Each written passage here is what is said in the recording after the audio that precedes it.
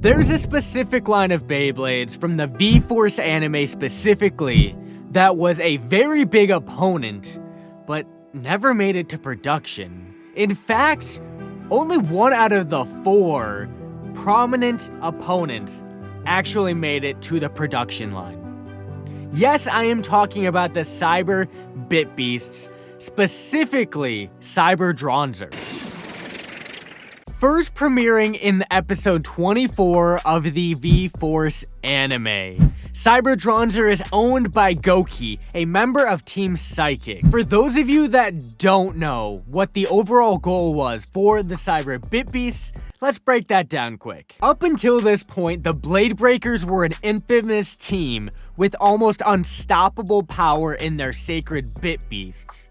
And the scientists thought that they would be able to improve upon these beasts with new technology and ways to absorb power and amplify that power exponentially. They collected data through battles with other Bladers, and they implanted Neuralinks into Beybladers to enhance the power of each Cyber Bit Beast. All in the goal to overpower the original Sacred Bit Beasts. Cyber Dranzer is the 3rd out of 4 Beyblades to battle for Team Psychic. We're told that this battle is gonna go completely different than the previous 2 battles against Cyber Drasil and Drigger, mainly because of the technology that the scientist was able to use and gather the data that Max and Ray demonstrated in their previous battles. Kai is using Dranzer Volcano in this battle, going up against its cyber version.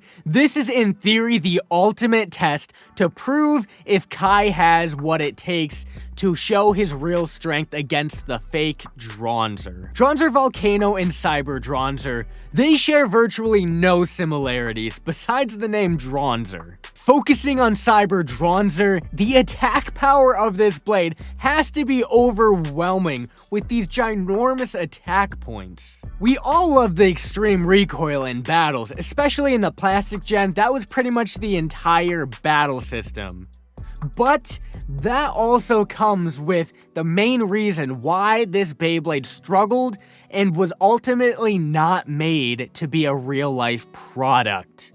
Due to the production methods of the early 2000s, the cheap and undurable materials would probably have broken within the first dozen battles with this design. In all honesty, they could have reversed the blade on this, and it could have been a very viable right spin attack ring.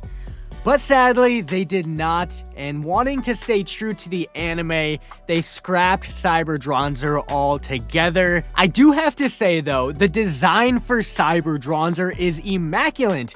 These phoenix heads in these sharp angles like a robot is very clever, and I do love a good motif present in the attack ring, whether that's a Dranzer, Dragoon, or even an anime exclusive Beyblade. The thought that goes into these designs, chef's kiss, I love it. Cyber Dranzer would have been released during the V-Force series, so this was made with a Magna-Core inside. For those of you who don't know what Magna-Core is, there is an actual magnet inside the spin gear that can interact with the magnets in the Magna-Core Stadium. Pairing up with the Magna-Core spin gear, this blade-based hoists a sharp steel point. This is very anime specific, as we see Cyber Dranzer is a menace with a big sharp blade bit. And to finish off this combination, this version has come with an 8 wide.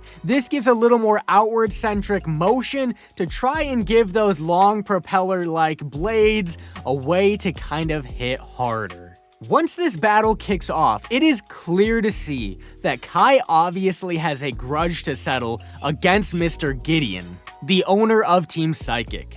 What makes the Cyber Bit Beast so scary is just not anybody can possess and wield this amount of power.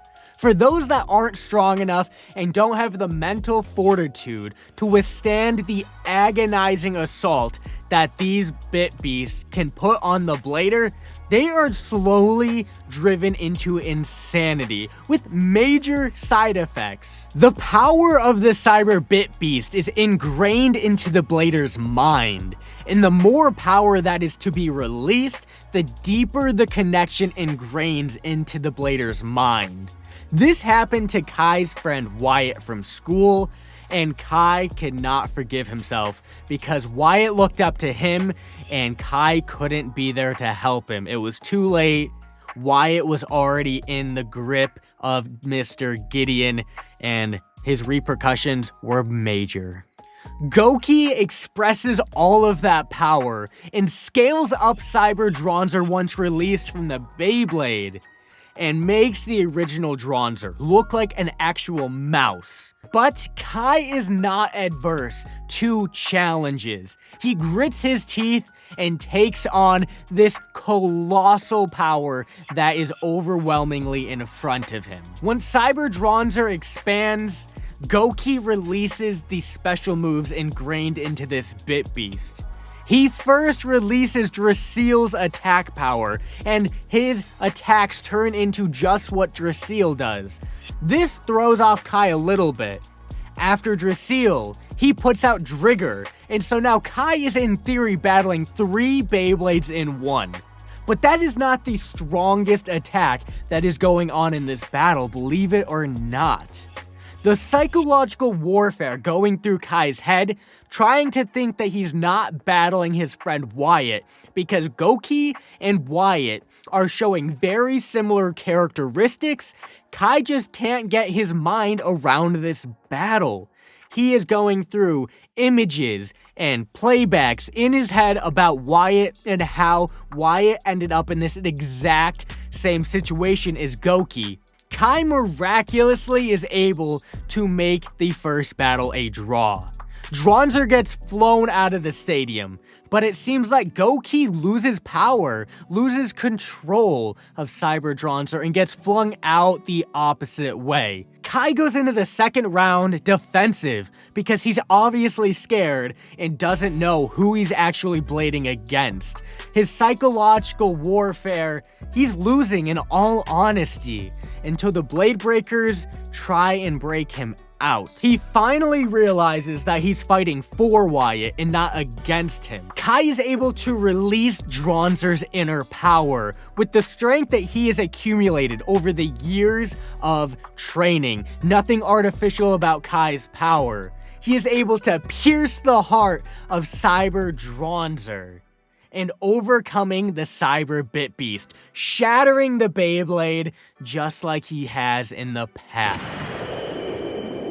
Overall, Cyber Dranzer is an amazing Beyblade created by Benchblade. Thank you, Benchblade, for creating this awesome recreation of an anime-exclusive Beyblade. It looks awesome, the quality is impeccable, and I appreciate it, man. Click this playlist if you want to learn more about Plastic Gen Beyblade. Thank you guys so much for watching. Take care, guys. Peace.